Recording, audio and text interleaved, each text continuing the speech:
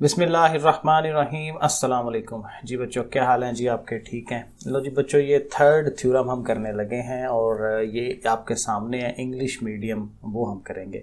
लेकिन again Urdu medium वाले भी समझ सकते हैं क्योंकि समझाना तो मैंने उर्दू में ही है। तो आप अगर उर्दू मीडियम वाले हैं बुक साथ रख लें और ये समझ लें, इंशाल्लाह आपको समझ आएगी। अच्छा जी, तो देखें, सबसे पहला काम वही है कि हमें स्टेटमेंट को बड़े अच्छे तरीके से समझना है। ये ज़्यादा अच्छी समझ आएगी ना, तो फिर आप जो है अगला काम ज़्यादा बेहतर अंदाज में कर सकते हैं। सो देखें क्या लिखता है, द राइट बाइसेक्टर। अब ये दो चीज़ें हैं। राइट होता है 90 डिग्री, 90 डिग्री का जाविया, एंगल।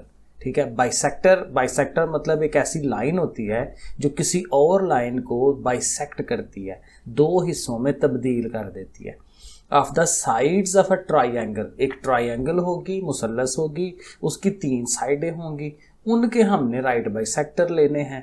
और वो क्या करेंगे? आर कॉन्करेंट, वो कॉन्करेंट होंगे, यानी कि वो तीनों राइट बाइसेक्टर जो हैं वो एक ही नुक्ते में से गुजरेंगे। ये वो बात कर रहा है पूरे उसके स्टेटमेंट के अंदर। अब देखें, डायग्राम सबसे इंपॉर्टेंट होती है, सबसे अहम ये है, क्योंकि ये अच्छी बनेगी, सही बनेगी तो आपको 8 नंबर मिल सकते हैं, वरना 0। ये याद रखिएगा। तो डायग्राम में आपने यही करना है, एक ट्राइंगल बना लेनी है ऐसे करके ABC। और देखें यहाँ हम राइट बाइसेक्टर बना रहे हैं।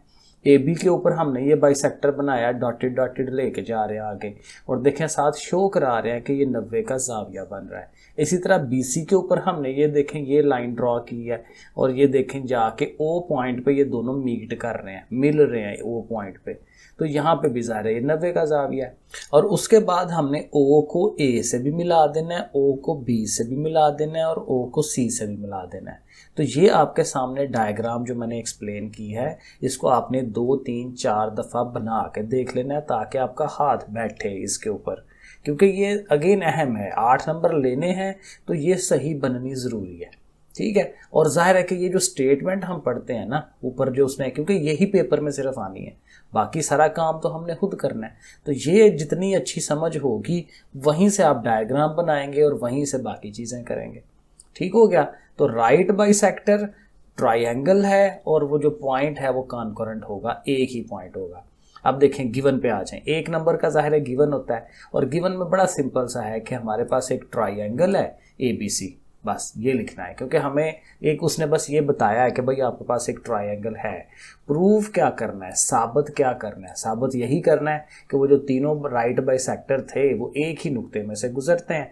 तो हम देखें ये लिख रहे हैं द राइट बाइसेक्टर्स, ठीक है, वो जो तीनों बाइसेक्टर्स होंगे किसके? AB का, BC का, CA का, तीनों साइडों का, आर कॉन्करेंट, वो कॉन्करेंट हैं, एक ही नुक्ते पे मीट करते हैं। जैसे कि ये O पॉइंट है, ठीक है ना, ये एक ही पॉइंट पे मीट करते हैं।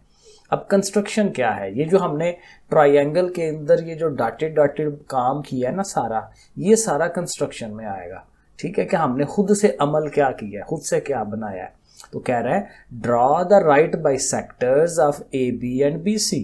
ये जो AB साइड है उसका एक राइट बाइसेक्टर ये वाला बनाएं, और इसी तरह ये जो BC साइड है उसका जो राइट बाइसेक्टर है ये वाला, ये आप बनाएं। ठीक है। विच मीट ईच अदर, जो एक दूसरे को मीट करते हैं। कहाँ मीट करते हैं? At the point O point पे जाके वो मीट करते हैं, इस पॉइंट पे। जाहिर है यहाँ आके वो एक दूसरे से कट करते हैं। और फिर कहता है ये जो O पॉइंट है उसको A, B और C तीनों से मिला दें। जैसे मैंने आपको डायग्राम बनाते हुए कहा था कि O को A से मिलाएं, B से मिलाएं, C से मिलाएं। डन हो गया। तो यहाँ तक आपका ये 4 नंबर बनते हैं, एक डायग्राम का नंबर, एक गिवन का नंबर, एक प्रूफ का, एक कंस्ट्रक्शन का। बाकी 4 नंबर हमारे इधर आ जाते हैं जो हम ये स्टेटमेंट बनाते हैं।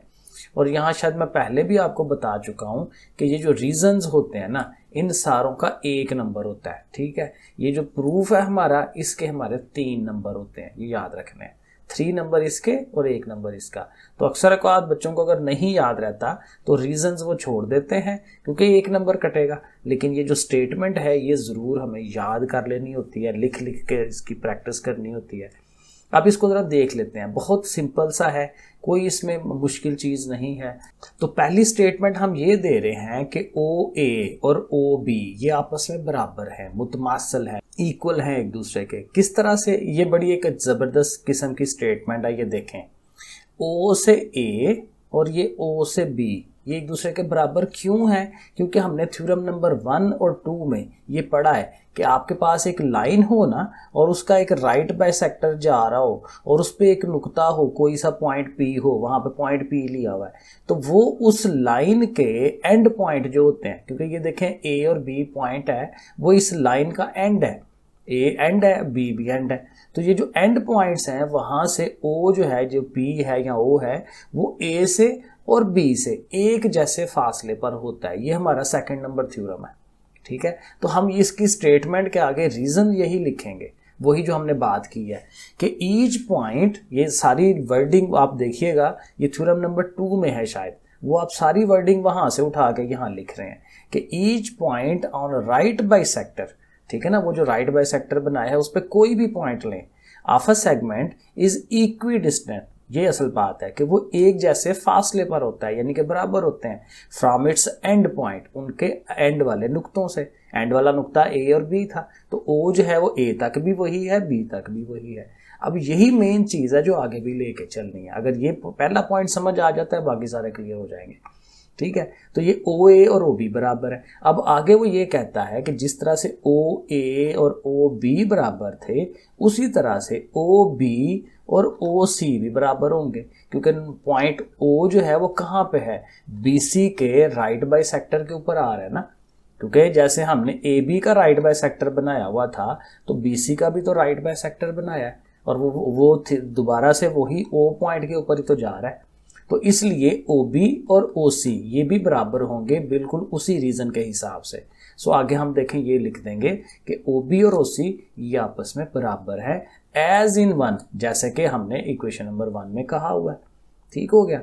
अब देखें, ये यहां से देखें, बड़ा मजे का काम कि चूंकि देखें OA OB के बराबर है, OB आगे से OC के बराबर है, तो अगर OB OB दोनों जगह आ रहा है तो फिर OA जो है उसने OC के बराबर होना है, ठीक है। तो अगला इसी से रिजल्ट, यानी इक्वेशन 1 और 2 से ये रिजल्ट निकला है कि OA और OC ये भी फिर आपस में बराबर होने चाहिए, बराबर होंगे, इसीलिए आगे लिखा है ना फ्रॉम 1 एंड 2, कि पहली इक्वेशन और 2 से हमारे पास ये रिजल्ट बन रहा है, ठीक है। लेकिन साथ क्या है कि point O is on the right bisector of CA, तो फिर इसका मतलब अब ये जो बात हमने की है ये वाली कि OA और OC बराबर हैं, तो फिर यहाँ से यही रिजल्ट निकलता है कि जो पॉइंट O है वो AC जो साइड है उसके भी राइट बाइसेक्टर के ऊपर है, ठीक है ना। क्योंकि देखें हमने इस डायग्राम के अंदर AC का राइट बाइसेक्टर तो बनाया ही नहीं है, लेकिन हम ये प्रूव कर रहे हैं कि चूंकि OC और OA बराबर हैं,